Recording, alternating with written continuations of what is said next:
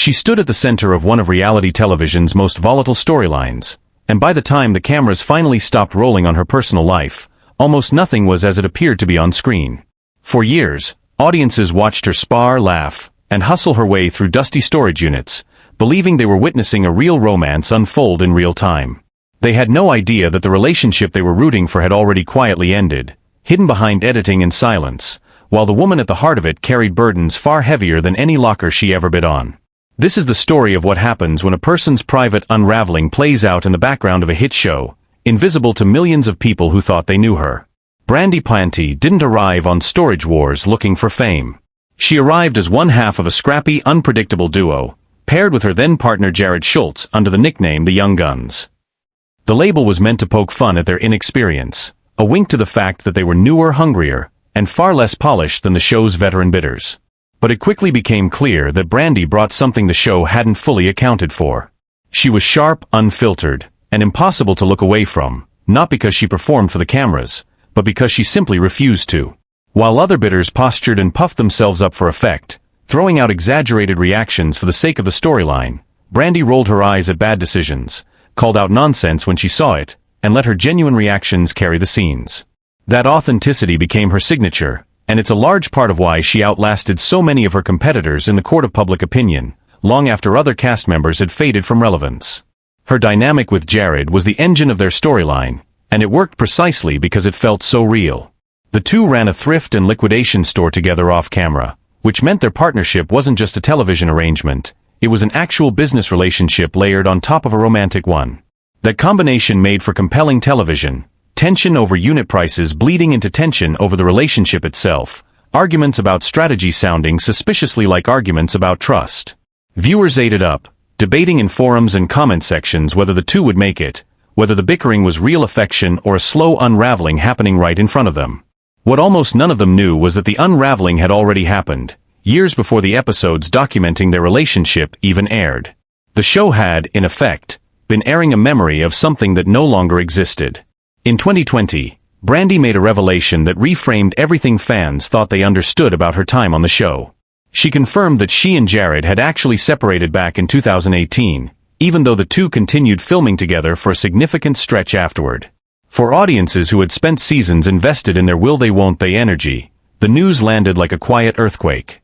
It forced a re-examination of every glance, every argument, every moment of chemistry captured on camera.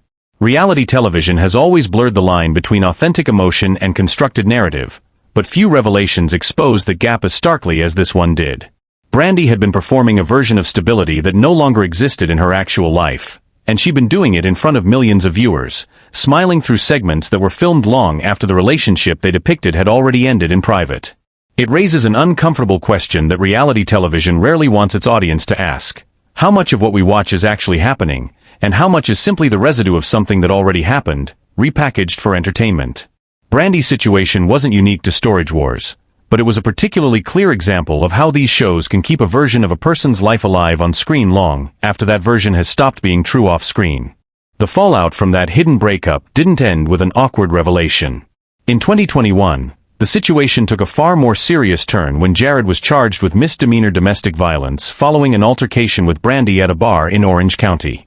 According to reports at the time, the confrontation escalated to the point where police intervention became necessary. Jared ultimately pleaded not guilty, but for Brandi, the incident meant living through a deeply personal ordeal playing out under public scrutiny, her private pain becoming fodder for entertainment blogs and casual water-cooler conversation. It's worth sitting with how disorienting that must have been, to have a frightening, painful chapter of your life scrutinized by strangers who only knew you as a character on a cable show, people who felt entitled to opinions about a situation they had no real context for. As if untangling herself from that chapter wasn't enough, Brandi was simultaneously fighting battles with her own health. She contracted COVID-19 during the height of the pandemic, at a moment when the virus was still shrouded in uncertainty and fear, when even doctors were still learning what long-term recovery might look like. She chose to speak openly about the lingering symptoms rather than retreat into silence, describing the toll it took on her both physically and mentally.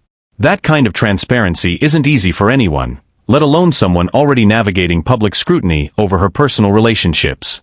Not long after, she disclosed a second, more chronic struggle, a diagnosis of Hashimoto's disease, an autoimmune condition that attacks the thyroid and can bring with it fatigue, weight fluctuations, mood disturbances, and a long list of quality-of-life challenges that rarely show up in a highlight reel.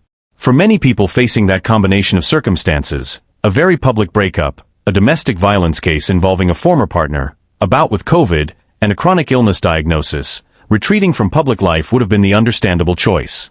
Nobody would have blamed her for stepping back, deleting her social media, and letting the noise die down on its own. Brandy didn't take that option. Instead, she returned to Storage Wars for season 15, which aired on June 6, 2023, and this time she did it entirely on her own terms. No Jared standing beside her. No manufactured tension between business and romance for the cameras to chew on. Just Brandy, working a locker, making her own calls, answering to no one but herself. Longtime fans noticed the shift immediately. The nervous energy that used to define her scenes had been replaced by something steadier, a calm confidence that only comes from having weathered real difficulty and come out the other side still standing. It wasn't a loud comeback. It was a quiet, deliberate one, and in many ways that made it more powerful. She didn't need a partner's storyline to justify her presence anymore. She simply belonged there, on her own strength, with her own instincts guiding every bid. Off-screen, Brandy's life has settled into something that looks a great deal like peace. She's currently in a relationship with Clifford Beaver, and while she tends to keep the details of that relationship relatively private compared to how exposed her earlier romance became, what she has shared paints a picture of someone who found stability after years of turbulence. It's worth noting that even during the stretch when she was newly single following the public unraveling of her relationship with Jared, she wasn't rushing to fill that space. She seemed, by her own account, genuinely content navigating life on her own schedule, which speaks to a kind of self-possession that's rare for anyone who spent years having their personal life dissected by strangers on the internet, rare for anyone who has had to watch old footage of themselves smiling next to a person they'd already quietly said goodbye to. Brandy has also remained remarkably present with her audience, something not every reality personality chooses to do once their season wraps. She's active on social media, sharing updates, engaging directly with fans through live chats, and offering glimpses into her day-to-day life that feel less like carefully managed public relations and more like an extension of the same directness that made her a standout on the show in the first place. There have even been persistent rumors of a possible crossover appearance on Pawn Stars, and while nothing has been officially confirmed, the fact that fans continue speculating says something about her staying power. People don't wonder about performers they've forgotten. They wonder about the ones who left an actual impression, the ones whose stories felt unfinished in a way that invites curiosity rather than closure. What makes Brandy Pisanti's story resonate isn't just the drama, though there was plenty of it: hidden breakups, public allegations, health scares layered on top of one another in a way that would have worn down most people. It's the fact that she kept showing up anyway. She didn't disappear after the revelations about her relationship. She didn't vanish after the diagnosis. She didn't let a frightening public incident define the rest of her story. She went back to work, rebuilt her presence on her own terms, and found a version of stability that had nothing to do with a camera crew validating it, nothing to do with ratings or storylines or producers shaping her narrative for maximum drama. Reality television has a way of flattening people into characters, giving them a role to play and expecting them to stay inside its lines long after the show has moved on.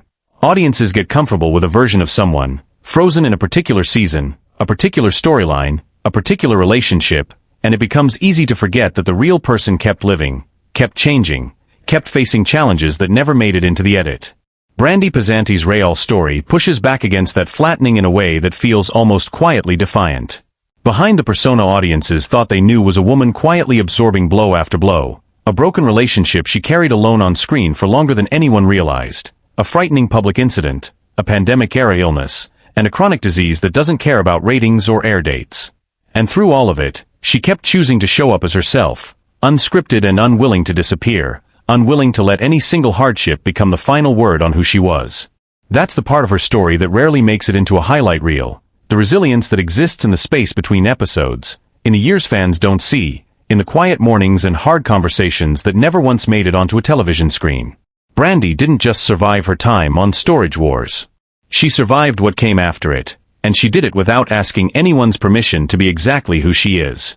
For anyone who ever doubted whether the woman behind the auction banter was more than just good television, her journey since the cameras stopped rolling gives a clear and honest answer. She was always more. She simply had to live long enough, and honestly enough, for the rest of the world to finally catch up and see it too.